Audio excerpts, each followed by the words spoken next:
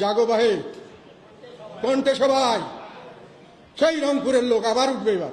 রংপুরের থেকে এই আন্দোলন আমি চাই। জাগো বাহে, কণ্ঠে সবাই।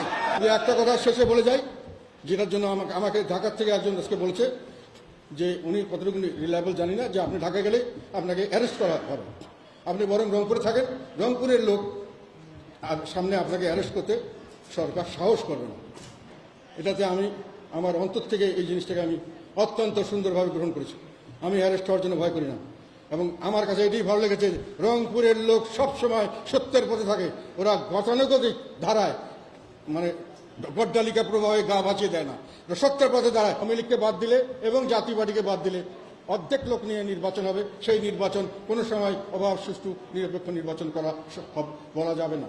প্রতিটি রাজনৈতিক দল, যেগুলো বৈধ রাজনৈতিক দল, তাদেরকে সঠিকভাবে নির্বাচন করার সুযোগ দিতে হবে।